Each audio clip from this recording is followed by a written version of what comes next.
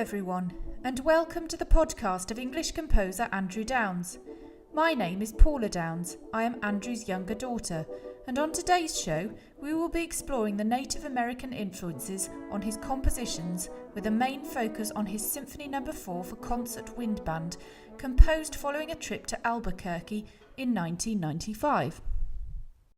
I wanted to focus on this particular topic on today's show because climate change is of such vital importance at the moment. We could all learn a lot from Pueblo Indian culture in order to save our planet. Listen on to find out more. In 1995, Andrew Downes was invited to the University of New Mexico Symposium to talk about his compositions and work as Head of Composition and Creative Studies at Birmingham Conservatoire.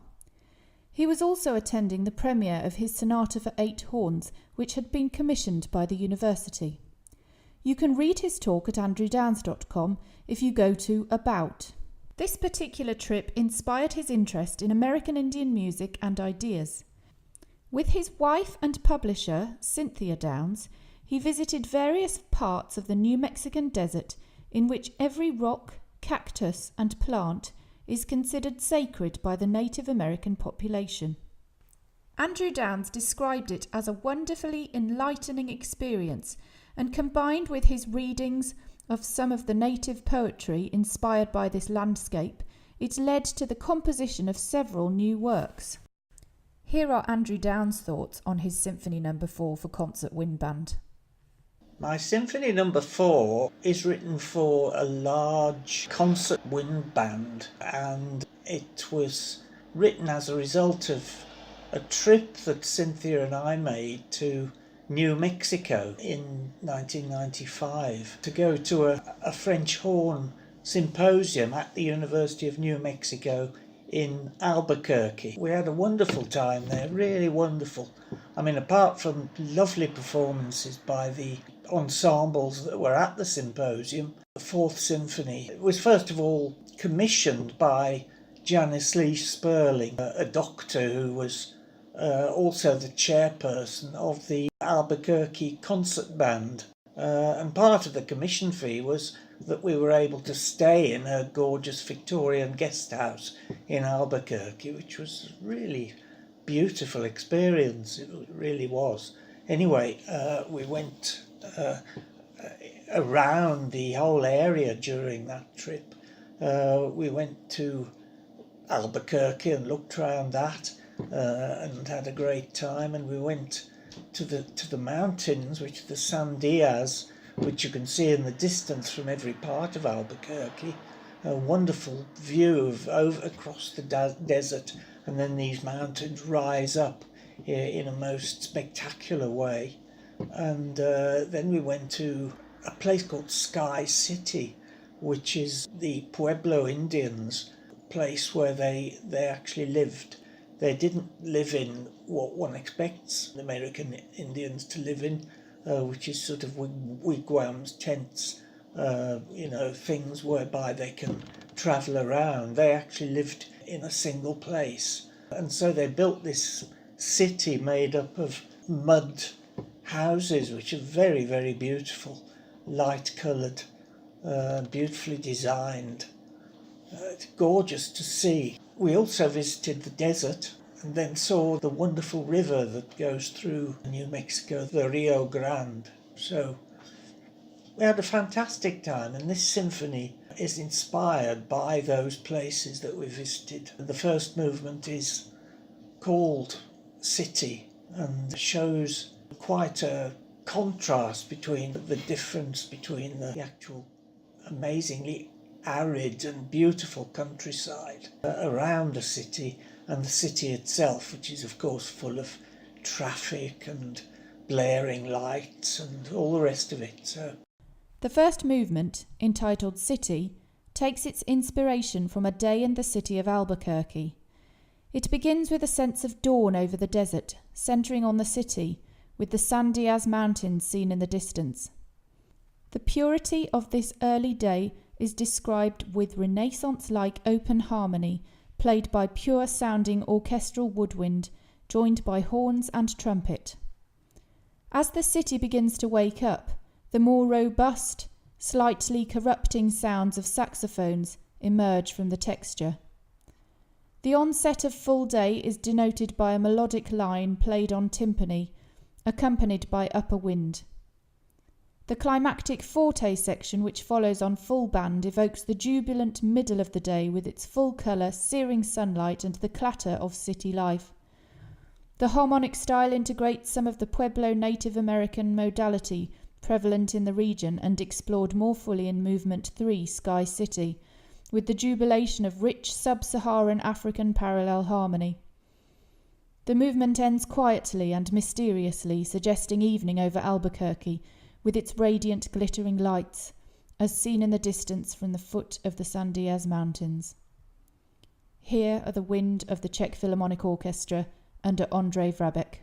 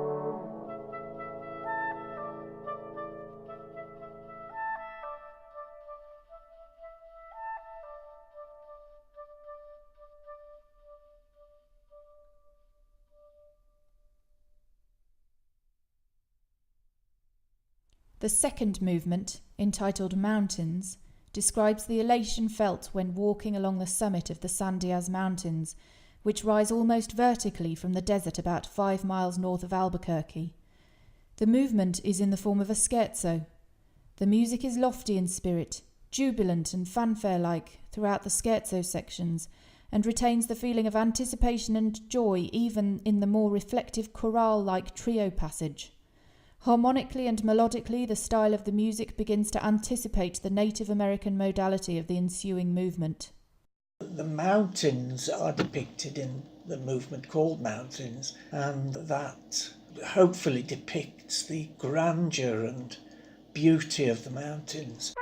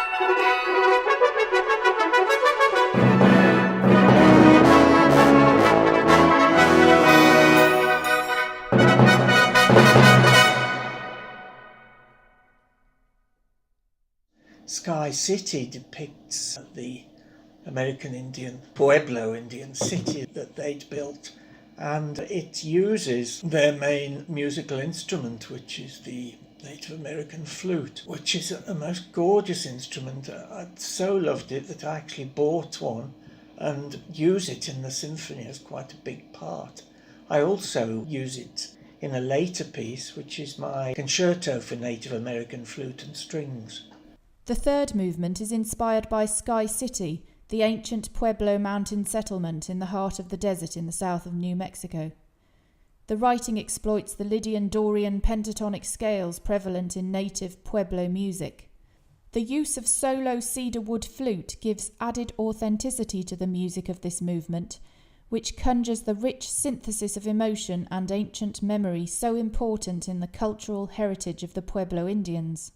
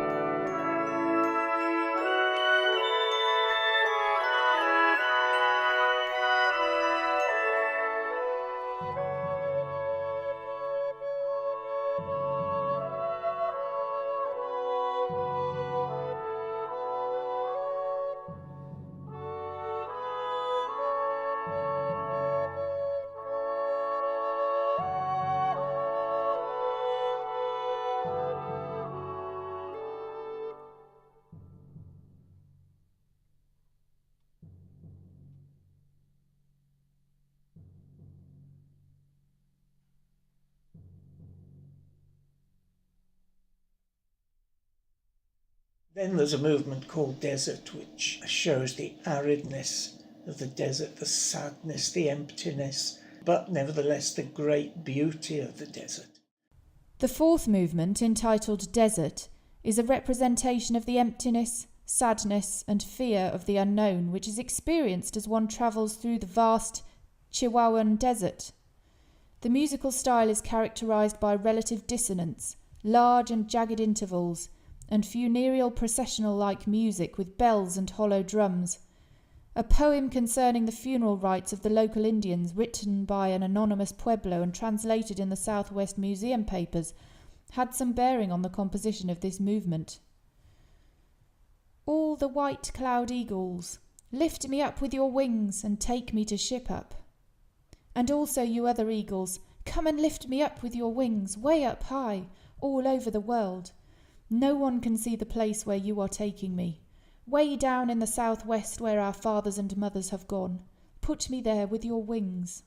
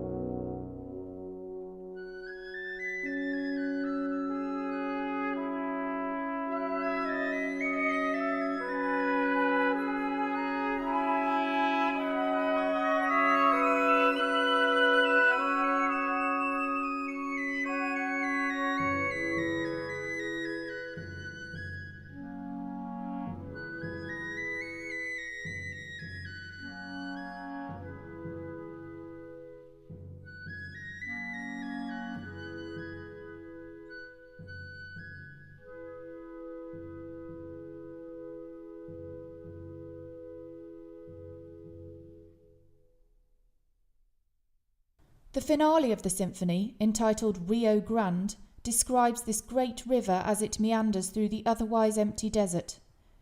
The music is warm, flowing and optimistic throughout, and provides a contrast with the barrenness of the previous movement. There are some moments of relative drama, perhaps reflecting the occasional rocky outcrop and whirlpool in the river's otherwise peaceful journey.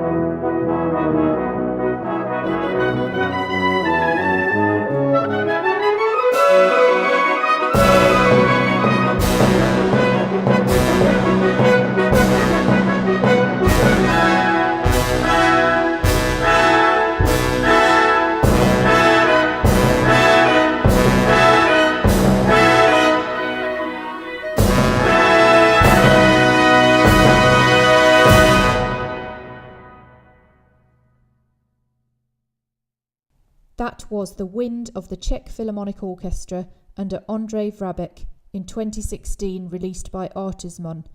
This CD is available for purchase at andrewdownes.com. To find out more about the works by Andrew Downes which have been inspired by Native American culture, then read Cynthia Downes' blog on andrewdownes.com. Well, I do hope you have enjoyed today's podcast and that it has given you some food for thought. Do join us again next time. Goodbye.